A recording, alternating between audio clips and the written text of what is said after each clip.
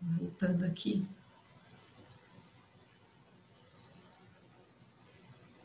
Então, veja bem, ó, ela fala que o meio ambiente de trabalho é descrito na Carta Magna de 88, que inclusive o de trabalho saudável também. Aí ela coloca o conceito de uma doutrina.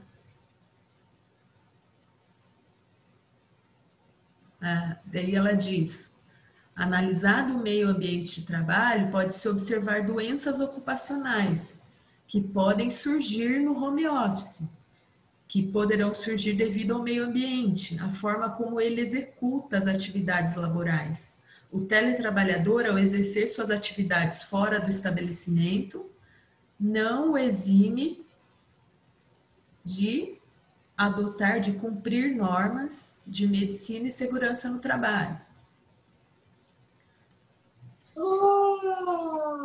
E aí, ó, vejam as citações. Gente, muito cuidado com isso. Sempre a obra tem que estar negritada e tem que estar completo. Olha como ela citou certinho. Ó, São Paulo, 2 pontos, editora, ano, página. Certo? Sempre o nome em maiúsculo, último sobrenome e depois o nome. E daí ela diz, né, que o sofrimento mental é um dos que mais estão acometendo os teletrabalhadores, a sobrecarga, né, excessiva de determinados grupos musculares, que ocasiona LER, DOR. E ela diz que no código ela trata até de doutrina, traz até o direito comparado. Ó. Segundo o Código de Trabalho de Portugal, estende-se ao teletrabalhador o regime relativo à segurança, higiene e saúde no trabalho, bem como o regime jurídico dos acidentes de trabalho e doenças profissionais. E daí ela vai fechando a questão, trazendo uma jurisprudência. Ó, acerca do assunto, vale citar a jurisprudência. O que nós, professores, observamos quando vocês trazem uma jurisprudência? Vai lá na citação, olha lá, qual a data? Perfeita. 2018, recentíssima. Tem aluno que vai e pega de 2006, de 2005. Tem que trazer jurisprudência recente. Ela trouxe só uma, mas é uma que se encaixa. Danos morais e materiais. Ao celebrar um contrato de trabalho, o empregador obriga a dar ao seu empregado condições plenas de exercer bem as suas atividades, especialmente no que toca à segurança, na prestação das atividades laborais. Então, assim, não teve um específico sobre o teletrabalho, no meio ambiente laboral, né, em home office, mas se encaixou no tema. Depois ela vai para a controvérsia em torno do controle de jornada. Por quê? Porque a lei diz que não tem direito às horas extras. Então ela fala aqui, o artigo 623 da CLT excepciona o teletrabalhador do regime de controle. Porém, no mesmo sentido a jurisprudência, ó, também trouxe uma jurisprudência de quando? 18. No entanto, a doutrina e a jurisprudência, inclusive do TST, têm apontado para o fato de que o artigo 623 encerra a presunção relativa, possibilitando prova em sentido contrário, isto é, se houver comprovação de controle por meio telemático, o empregado fará jus às horas extras. Olha os parágrafos dela, tem no máximo 5 linhas, perceberam? Bem objetiva, clara. Ó, daí trouxe jurisprudência sobre isso. Possibilidade de controle, mesmo trabalhando em home office. Então, a lei fala que não tem direito, mas é uma presunção relativa. Fechou a controvérsia. Depois ela fala da controvérsia em torno das despesas e os custos desse teletrabalho, né? Que segundo a CLT compete ao empregador os ônus e os riscos do empreendimento. Então ela começa método dedutivo, ó, a parte do geral, da lei, para o particular, que é depois a CLT. A CLT diz que o empregado pode ter reembolso se tiver, aqui ó, tal reembolso apenas poderia ser dispensado na hipótese de ocorrência de culpa ou dolo do empregado, como por exemplo, com a danificação intencional do equipamento, sua manutenção ruinosa ou ainda a aquisição de material impróprio. Então, aí ela traz, ó, uma jurisprudência, custeio de equipamentos. O contrato de trabalho deve dispor sobre a estrutura e sobre a forma de reembolso das despesas do teletrabalho, mas não pode transferir ao empregado seus custos, que devem ser suportados exclusivamente pelo empregador. Vamos ver de que ano ela citou. A jurisprudência 125. Professora. Ah, é um enunciado da Ana Matra. Ele é recente também. Pois não.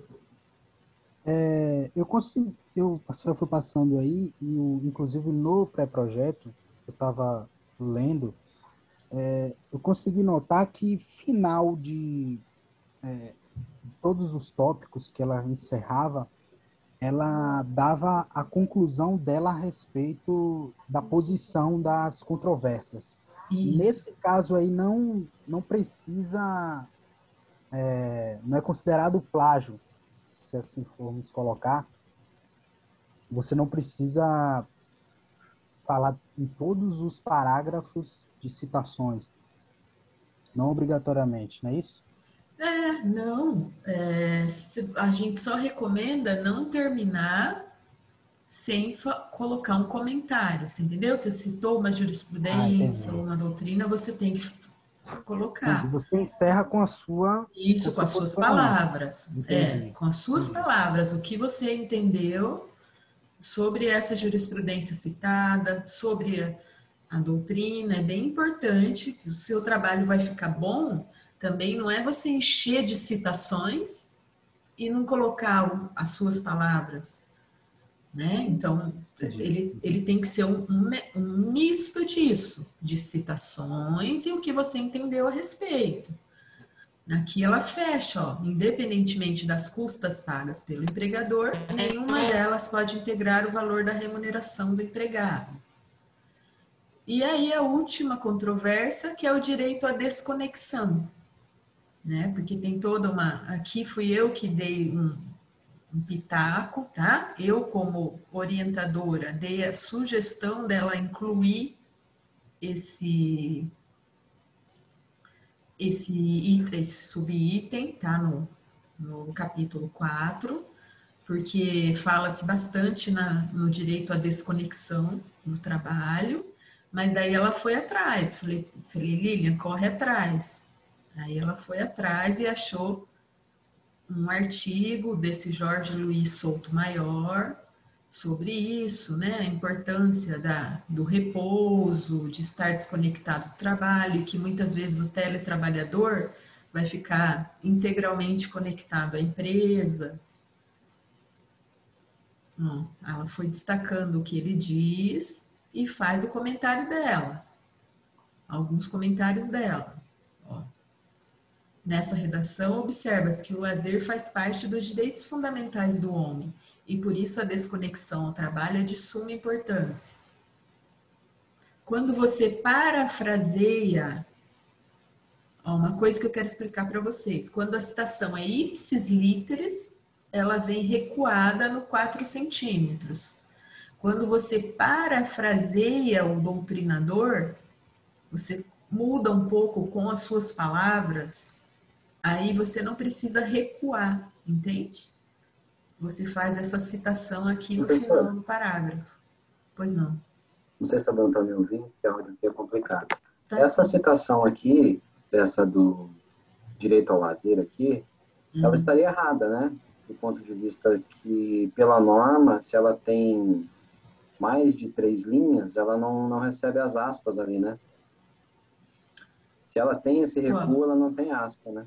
Acho que foi um Sim. equívoco nesse caso, Aqui porque foi um equívoco dela. os outros estão Exatamente, certinhos, Roberto. né? Você tem razão. Essas aspas só são até 3 linhas que pode fazer. Aqui ela errou, realmente. Foi falha minha que eu não corrigi isso. Tá? Não tem mesmo as aspas. Bem apontado, Roberto. Isso mesmo. Tá? Mas o que eu quero chamar a atenção é que muitos alunos não sabem que existe essa citação indireta, né? Que você parafraseia com as suas palavras. E aí você cita dessa forma. Outra coisa é esse ibidem. O que é ibide? Você não vai ficar toda hora colocando Jorge Luiz Souto Maior, Jorge Luiz Souto Maior. Você faz esse ibidem, que você está se remetendo a ele, ó, na página 14, para não ficar repetindo o nome da obra. Quando vai citar coisas da internet, artigos, olha como que cita. Tem que citar inteirinho. Esse aqui ela tirou da Constituição, ó, o horário que tirou,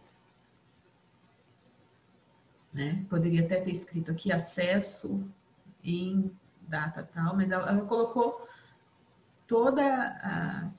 o HTTP lá da Constituição. Então, todos os artigos de lei que vocês forem citar, tem que citar de onde tirou. E aí ela fecha com uma paráfrase aqui, tá? Na conclusão, vocês daí vão dizer se o objetivo foi alcançado, né?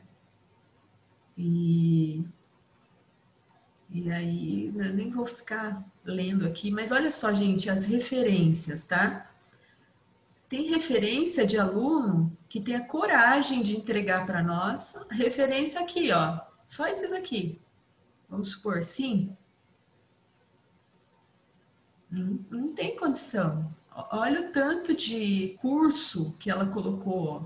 Curso de Direito do Trabalho, o meio ambiente de teletrabalho, doenças do trabalhador, acidente do trabalho e responsabilidade civil do empregador, outro curso de Direito do Trabalho, manual de Direito e Processo do Trabalho, todos os acessos às legislações. Perceberam? Olha quantos artigos. E outra coisa, os artigos peguem lá do Google acadêmico, não peguem do Googlezão, tá? Que não, esses artigos são muito ruins. Tem que ser do Google acadêmico. Ó, ela pegou essa tese do professor, ele é professor da USP, o Jorge Luiz Souto Maior. Se vocês entrarem lá na Faculdade de Direito de São Francisco, Largo de São Francisco, vocês conseguem teses de mestrado, doutorado, mais curso, mais manual de direito do trabalho. Ou seja, se for penal, tem que ter vários manuais. Olha como ficou extensa a pesquisa dela. Perceberam? Então, eu queria chamar a atenção para isso. Ó, todas as jurisprudências que ela citou, ela colocou de onde ela tirou. Então, fechando aqui a minha conversa sobre TCs brilhantes, não se contentem com pouco. Vocês vão para uma pós, você já tem que pensar no ano que vem, no que vocês vão fazer da vida com esse curso, tá? Eu coloco pilha para vocês realmente refletirem que não é só um trabalhinho e eu passei e tá ótimo. Se vocês forem para uma UEL, para o Unicesumar, para qualquer outro lugar que vocês forem fazer pós, vão perguntar quanto vocês tiraram no TC. Se vocês se dedicaram, qual foi o seu tema? Por exemplo, a Lilian está levando para pós esse tema, que ela quer estudar mais a fundo ainda o teletrabalhador, o home office. Então, vocês podem levar para uma dissertação de mestrado. Por isso, o TC não é banal, não tratem com banalidade, tá? Não coloquem a culpa no orientador, não coloquem a culpa. É claro que nós temos, eu sei disso, tá? Orientadores que não são tão próximos, que demoram a responder, ou que têm suas atividades muito corridas, né? Mas não é desculpa para não vir um bom trabalho, entende? Porque o trabalho, na verdade, depende bastante de vocês. Eu faço com os meus alunos uma ponte de 4 mãos, porque eu corrijo mesmo, eu estou na fase agora de analisar o sumário de cada um. Então, assim, eu sou muito chata porque eu não quero ter trabalho lá na frente, entende? Que o aluno já venha, professora, quando o aluno vem e fala, professora, já escrevi todo o meu TC. Me dá até um arrepio, assim, dos pés, do couro cabeludo ao dedão dos pés, tá? Porque pode dar problema. Eu prefiro que vá escrevendo e me enviando e eu vou corrigindo aos poucos, dando a devolutiva, mas é a minha sistemática, entende? De pegar na mão do aluno e ir até o fim. Agora, certos professores não, tipo, vão querer que você faça o seu trabalho, e você vai me apresentar esse trabalho, e esse trabalho pode ser até reprovado. Aconteceu, nós reprovamos 3 alunos, vocês sabem disso, porque estava sofrível, não tinha nem 30 páginas, estava uma coisa de plágio e reprova mesmo, tá? Então, assim, dê cuidado, atenção, vocês têm outros modelos, eu vou mandar, acho que o Léo já passou, né, para a turma, Léo, esse TC da Lilian? Já sim, professora. Obrigada, querido.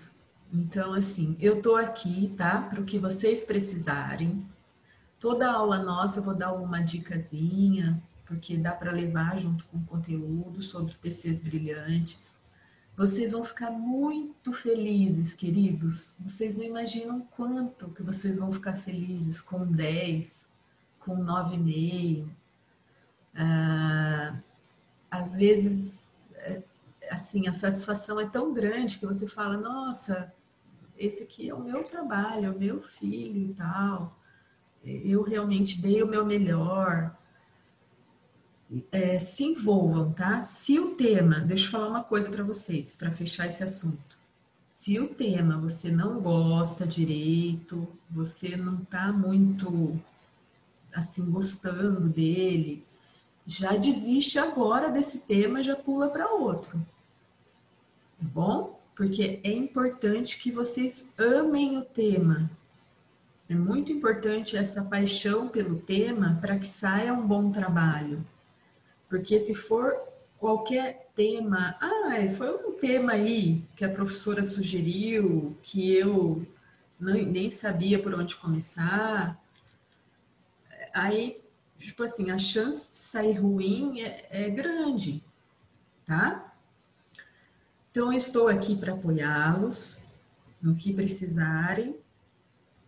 Vocês têm os manuais, na parte metodológica. Não pensem que é banal. A gente teve problema com o aluno que só foi pôr nas normas depois que escreveu tudo. Isso é problema sério, grave, tá? Por quê? Porque depois dá um trabalho lascado, sai de toda a configuração, essa história de entrelinhas, a margem não está certa. Então, assim, já façam desde o comecinho nas normas. Aí vocês já vão acostumando com a citação correta, com a obra em negrito, com o recuo dos 4 centímetros, com a questão das aspas que o Roberto falou, na citação até 3 linhas. Que daí vocês vão pegando o jeito, vocês vão vendo como vai ficando fácil, tá? Não se esqueçam, bastante manuais, cursos de, se for civil, curso de direito civil, manual de direito civil, penal, os penalistas de peso, pega das antigas também, que a Natália adora, os que são assim feras.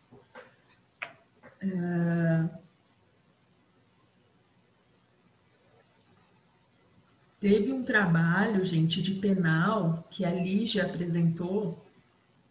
A Natália, assim, deu 10 com louvor, a Lígia, de tanta pesquisa bibliográfica que ela fez. Estava, assim, um trabalho brilhante. Então, os professores não reprovam à toa. Nós não reprovamos à toa e nem damos 6 à toa. Tá? 6 é aquele trabalhinho que você fala assim, cumpriu a tabela. Escreveu 41 linhas, meio que, tipo, fez aquela citaçãozinha ali, mas não deu a sua roupagem, não vestiu a camisa.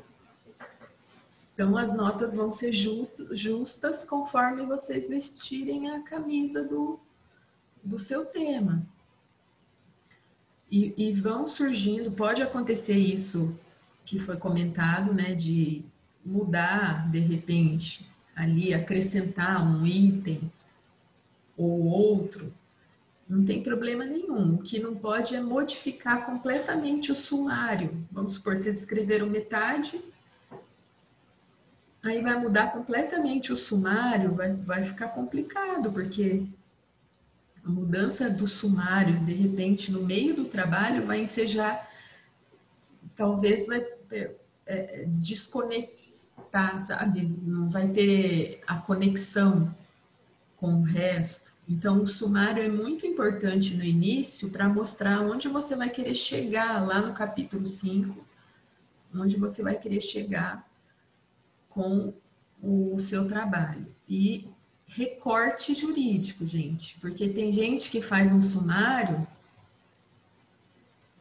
sem... Vou dar um exemplo aqui, ó. Um sumário curtinho. Tem aluno que me apresenta o sumário, muitas vezes.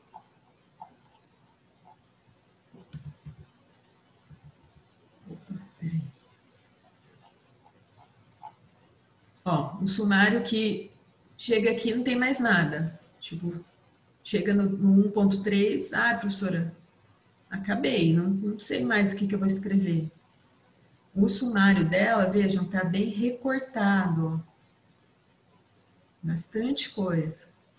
Então, tem que ter subitens. Certo? Nós estamos com um minutinho aí, a gente já vai começar a falar do tema de hoje. Mas, assim, vamos ser bem parceiros, tá, queridos? Eu adoro ajudar nos TCs, sabe? Gosto muito mesmo. O que vocês precisarem de mim, eu estou à disposição. Só lembrando, né, que penal e tal não é minha praia, mas eu geralmente oriento os TCs em responsabilidade civil e processo-trabalho. Mas... se quiser que eu dou alguma dica, professora, estou escrevendo demais, tá? Podem contar comigo, tá bom?